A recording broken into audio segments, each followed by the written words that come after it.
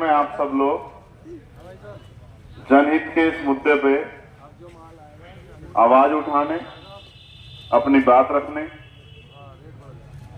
और जिलाधिकारी महोदय से ये पूछने और उनके जरिए मुख्यमंत्री जी तक ये बात पहुंचाने कि आज बिजनौर का एक बहुत बड़ा हिस्सा जिस समस्या से परेशान है, वो समस्या है कि गुरुद्वारों द्वारा लोगों की जान ली जा रही है। ये मैं और आप जानते हैं कि यहाँ की सरकार को इंसानों से ज्यादा जानवरों से बड़ा प्रेम है। होना भी चाहिए क्योंकि जानवर बेजुबान होते हैं, लेकिन इंसानों के जीवन की भी अहमियत है। जब 4 दिन पहले एक गांव में मुझे ये बात बताई गई कि गुलदार का हमला अभी भी जारी है और पुलिस के अधिकारी जब हम शिकायत करते तो ये कहते हैं कि भाई आप लोग यहां से छोड़ के कहीं और क्यों नहीं चले जाते। तो ये सवाल इस बात को और ताकत देता है कि गरीबों की जिंदगी का कोई मोल नहीं। प्रदेश के स्तर पर, जिले के स्तर पर और देश के स्तर पर भारत में ऐसा महसूस होता है कि गरीबों की जिंदगी का कोई मोल नहीं है।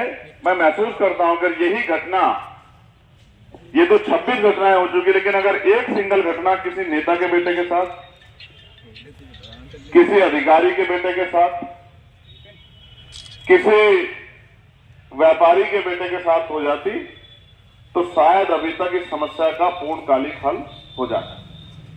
लेकिन ये घटनाएं किसानों के, मजदूरों के, गरीबों के, बच्चों, परिवारों के साथ हो रही है, इसलिए सरकार इसका संज्ञान सही तरह नहीं ले रही। मैं आपका ध्यान आकर्षित करूंगा कि हर व्यक्ति टैक्स देता है और हमारी सुरक्षा की जिम्मेदारी सरकार की है और सरकार के पास बहुत सारी एजेंसियां हैं। सरकार को ऐसा नहीं मुख्यमंत्री जी को बंदूक लेके खड़ा होना है वहां या उनको तार लगाने या जिलाधिकारी जी को या एसएसपी महोदय को जाकर तार लगाने। ये काम, इसके लिए पर्याप्त लोग हैं। लेकिन मैं समझता हूं, जैसा मैंने महसूस किया क्षेत्र में आने के बाद, कि यहां गरीबों की जीवन की कीमत नहीं है, इसलिए इन चीजों को नकारा जा रहा है। लेकिन ये नकारने की काम नहीं चलेगा। अगर आप ये सोचते हैं इस बात को नकार के काम चल जाएगा तो नहीं चलेगा। अभी 2-3 दिन पहले एक पिता ने अपनी बेटी खोई है। महसूस करके देखो, अगर 19 तारीख को वो बेटी आपके परिवार की होती, जो अधिकारी कर्मचारी यहां खड़े हैं, जो नेता यहां हैं या जो व्यापारी यहां, महसूस करो अगर बच्ची आपकी होती तो क्या बीतता आपके ऊपर। हम इंसान हैं, हमारे जीवन का मोल है, हम गरीब है तो इसका मतलब क्या कुचल दिए जाएंगे? क्या अगर गरीब, किसान, मजदूर के जीवन की कोई कीमत नहीं तो निकाल दो ना इस देश से हमें।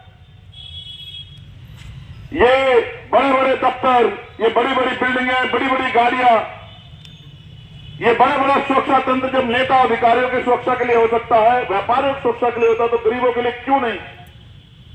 क्या गरीब के टैक्स के पैसे से छूट दे रही है सरकार?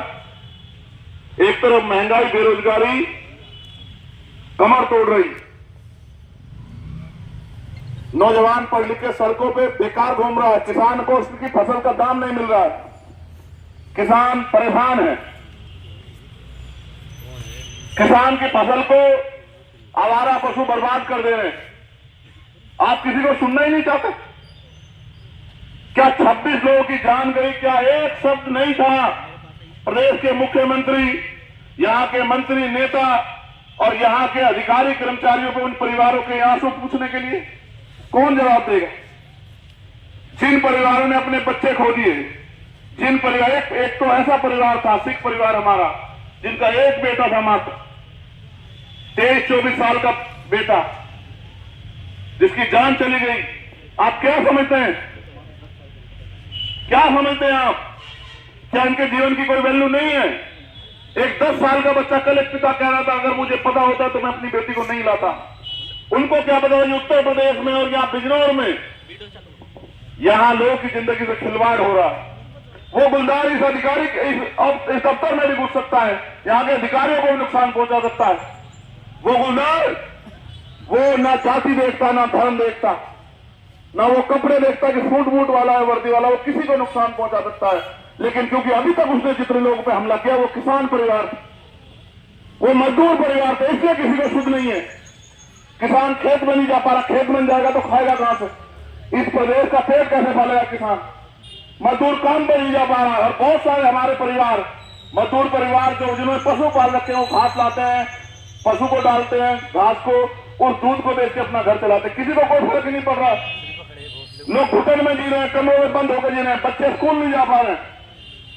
अधिकारी कर्मचारी कुछ महसूस नहीं हो रहा है, महसूस करना नहीं चाहते।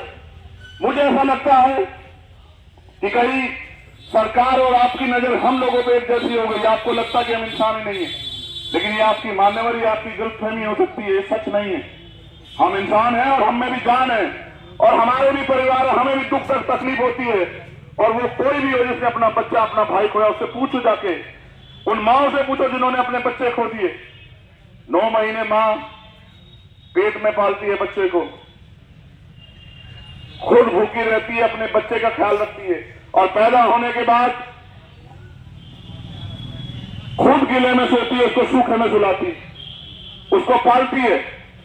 पिता के रूप में जब विवाह होते हैं, वो अपने लिए जूते खरीद ना खरीदे, अपने लिए सुख सुविधा खरीद ना खरीदे, अपनी सेहत का ख्याल रखे ना रखे, लेकिन अपने बच्चे के बारे में सोचते हैं कि मेरा बच्चा मजबूत हो, ताकतवर हो, पढ़ लिख के कामयाब हो, आगे बढ़े। जो परेशानियां मैं झेल रहा हूं देश में व्यवस्था की वजह से, वो ना झेलनी पड़े। लेकिन आज हालात ऐसी हैं, मुझे मजबूर होकर आना पड़ा, क्योंकि यहां के जिलाधिकारी जी, जिनसे मैं बहुत उम्मीद लगाए बैठा था, यहां के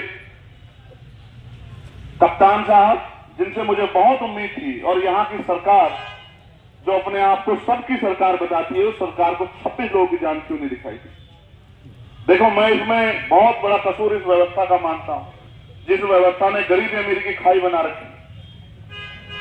और ये व्यवस्था तब तक नहीं सुधरेगी, मेरी बात को आप गौर कर लेना। यही लड़ाई लड़ रहे हैं हम लोग। आप मुझसे बार बार कहते सरकार स्कूल में पढ़ाई नहीं हो रही। पढ़ाई तब तक नहीं होगी सरकारी स्कूलों में जब तक जिलाधिकारी जी का बेटा सरकारी स्कूल में नहीं पढ़ेगा। नहीं होगी पढ़ाई।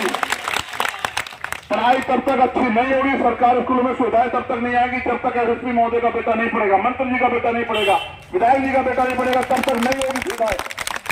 सरकारी अस्पतालों में इलाज और साफ सफाई तब तक नहीं होगी जब तक इनके बच्चे वहां जाके बीमार होने पर ना हो बीमार। हम तो नहीं चाहते, लेकिन जब परेशानी हो, बड़े बड़े अस्पतालों के दरवाजे बंद होकर वो सरकारी अस्पताल के दरवाजे इनके लिए खुलेंगे और इनको जाना पड़ेगा उन अस्पतालों में, तब जाके होगी व्यवस्था की।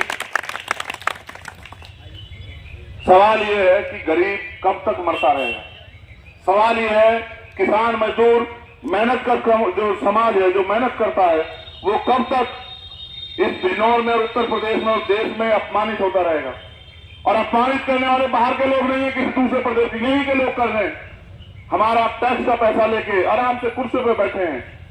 मैं बेचारे किसी सीओ को, एसएचओ को, दरोगा को, कांस्टेबल को, हेड कांस्टेबल को क्या कहूं, पटवारी सेक्रेटरी को क्या कहूं, क्योंकि वो तो वो करते हैं जो यहां से जिलाधिकारी जी कहते हैं, वो तो वो कहते हैं करते हैं जो यहां से कप्तान साहब कहते हैं, और कप्तान साहब और डीएम साहब वो कहते हैं जो मुख्यमंत्री कहते हैं, प्रमुख सचिव साहब कहते हैं, डीजीपी साहब कहते हैं। अगर सब एक लाइन में लग के गरीबों को कुचलने काम करोगे तो ये बर्दाश्त नहीं किया जाएगा।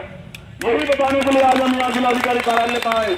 हम पे भी काम है, हमें भी अपने लोगों को जागरूक करके तरक्की के लिए खड़ा करना है। अपने लोग आज हमारे लोगों ने काम छोड़ा है, इसलिए छोड़ा है कि हमें इस जिले की, इस प्रदेश की, यहाँ के गरीबों कमजोरों की चिंता है, हमें यहाँ के लोगों की चिंता है, और इनको मरने के लिए नहीं छोड़ा जा सकता। अगर सरकार इस बात पर गई है कि गुलदार इनको, और आप देखते हैं, मैं सच कह रहा हूं, आप नहीं देख पाओगे गुलदार जिस तरह कुचलता है लोगों को।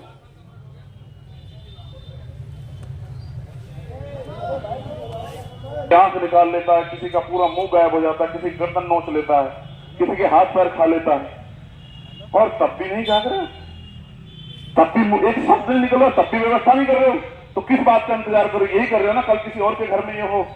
मैं आपसे पूछना चाहता हूं, क्या आप इस व्यवस्था से खुश हो?